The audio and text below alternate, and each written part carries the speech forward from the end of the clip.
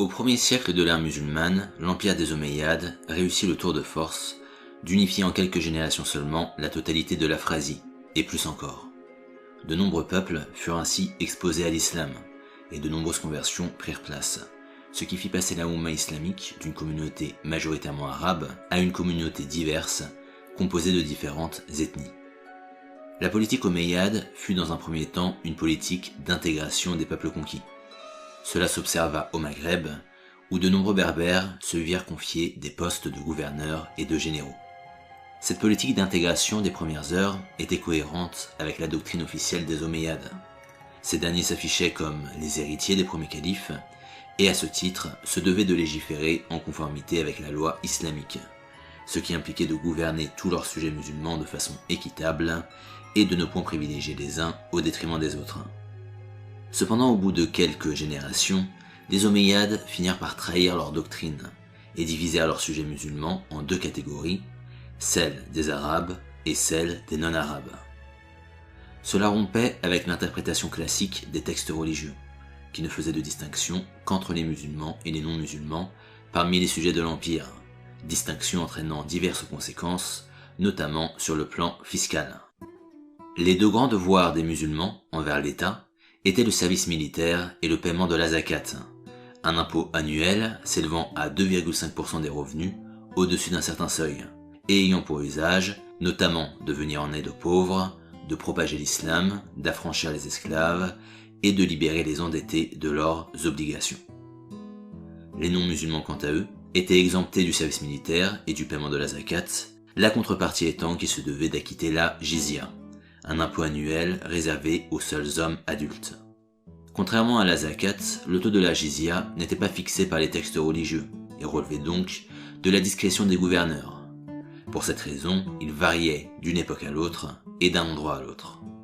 Dans les premiers siècles de l'islam, ce qui inclut la période qui nous intéresse, le prix de la jizya allait généralement de 1 pièce d'or par an pour les plus pauvres à 4 pièces d'or pour les plus riches, sachant qu'une pièce d'or consistait en suffisamment d'argent pour faire vivre une famille de taille moyenne pendant 10 jours. Le montant de la jizya devait servir notamment à payer les pensions des soldats et à faire la charité, y compris parfois auprès des non-musulmans. Cependant, il arrivait qu'une partie de la jizya, plutôt que de servir à ses dépenses, finisse dans le trésor privé des gouverneurs. La jizya étant pour les dirigeants de l'Empire omeyyade à la fois plus rentable et plus facile à détourner que la zakat, ces derniers avaient paradoxalement un intérêt économique à faire en sorte que l'Empire compte le moins de musulmans possible. Or, la popularité croissante de l'islam jouait contre cet intérêt économique. Au fur et à mesure que l'Empire avançait et que de nouveaux peuples furent exposés à l'islam, de nombreuses conversions prirent place. Les Syriens, les Levantins, les Perses, les Égyptiens, les Berbères, les Romains, les Hispaniques, les Germaniques, tous les peuples conquis commencèrent à embrasser l'islam. Ces nouveaux convertis entendaient être traités comme tout autre musulman, et à ce titre, troquer le paiement de la jizya contre celui de la zakat, accompagné de la participation aux guerres à venir. La progression exponentielle de la religion musulmane au sein de l'Empire était donc en train de menacer la fortune personnelle des dirigeants omeyyades. Pour pallier à ce risque pesant sur leurs revenus, les Omeyyades prirent d'abord des mesures pour diminuer le nombre des nouveaux musulmans, en instaurant de nouveaux critères de conversion.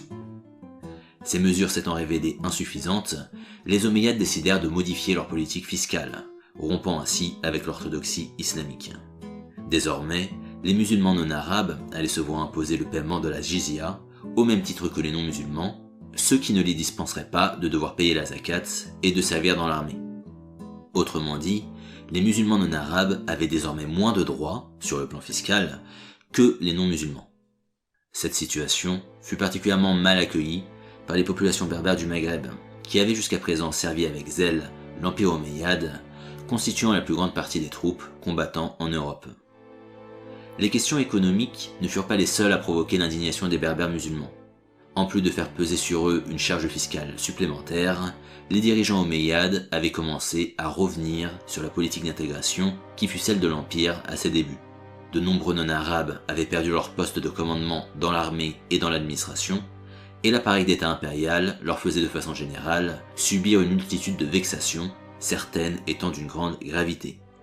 Les Berbères étaient prêts à prendre les armes pour défendre leur honneur et leurs intérêts, mais ils décidèrent d'abord d'envoyer une délégation au calife des Omeyyades afin de tenter de lui faire entendre raison. Ce dernier, ayant refusé de leur donner audience, le représentant de la délégation lui transmit un message faisant la liste de toutes les injustices commises par l'administration omeyyade. Ce message, qui était d'une grande éloquence, s'achevait par la phrase suivante, citation. « À présent, nous désirons savoir, tout cela, le prince des croyants l'a-t-il voulu, oui ou non ?»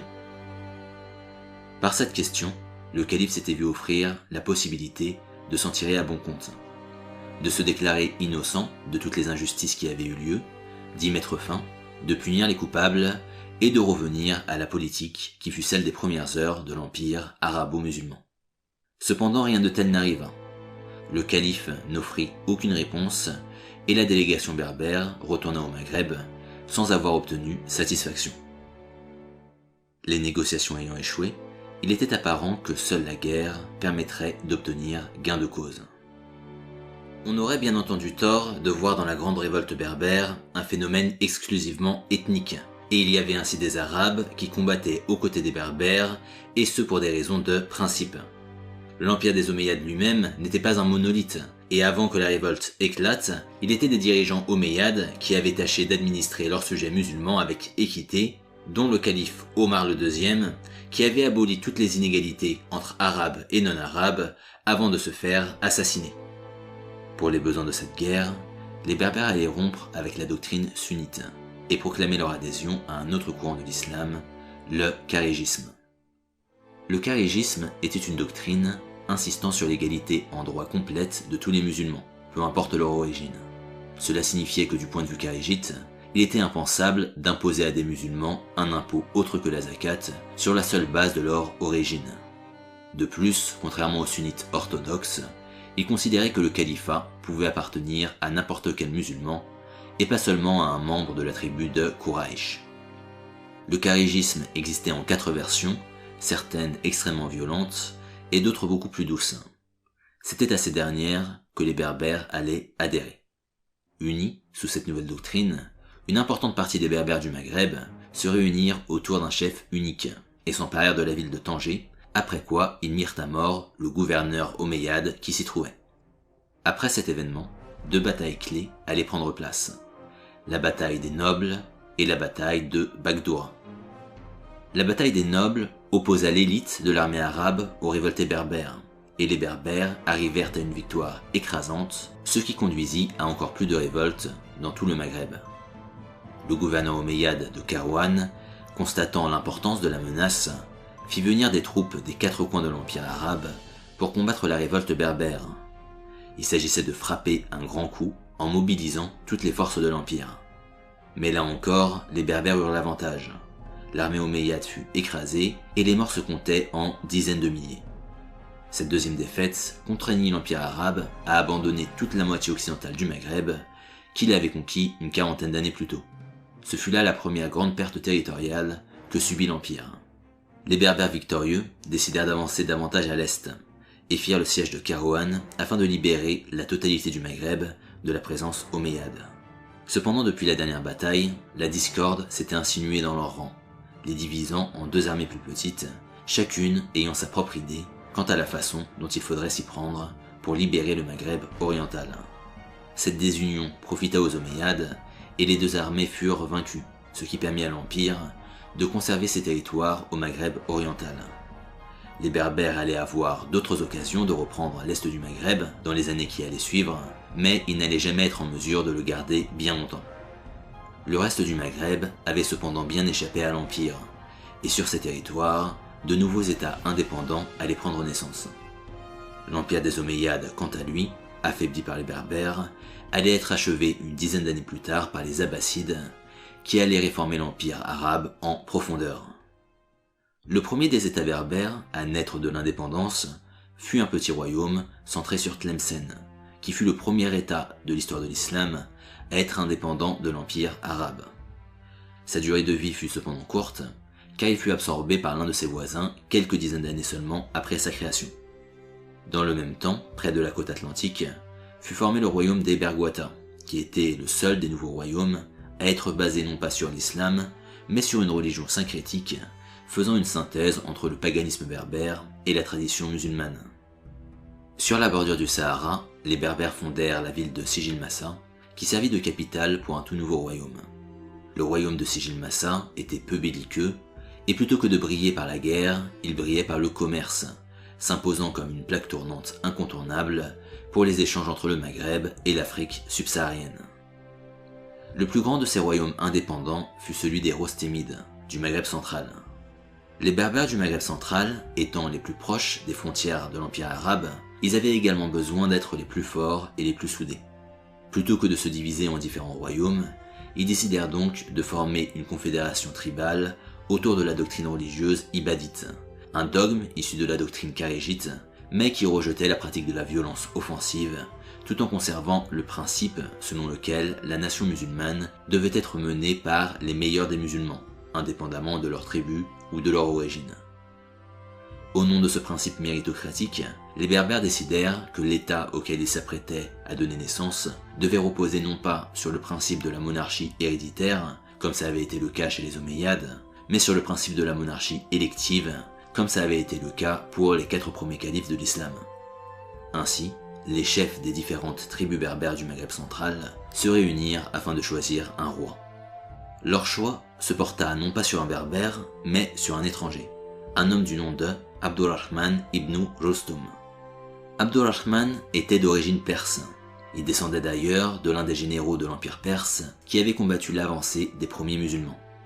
L'élection d'Ibn Rostum avait 3 avantages.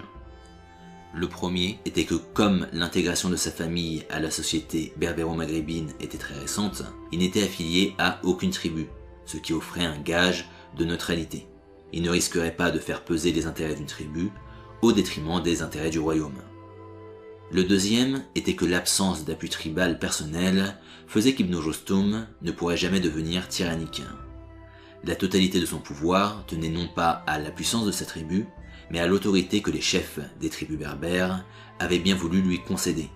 Il allait devoir gouverner en prenant cela en compte, ou il perdrait son pouvoir. En choisissant un roi dépourvu d'assises tribales, les Berbères se prémunissaient donc contre l'absolutisme. Le troisième avantage est que cela correspondait à la doctrine ibadite. L'État devait être purement méritocratique, l'origine était indifférente, et même un Perse sans aucun appui dans la région pouvait devenir roi s'il en avait le mérite. Après la mort d'Ibn Rostum, les chefs des tribus berbères se réunirent à nouveau et choisirent pour le remplacer le fils du souverain décédé. Cela créa un précédent, et dès lors, le pouvoir monarchique allait rester entre les mains des descendants de Rostum. Cette situation ne rencontra pas d'opposition majeure parmi les Berbères.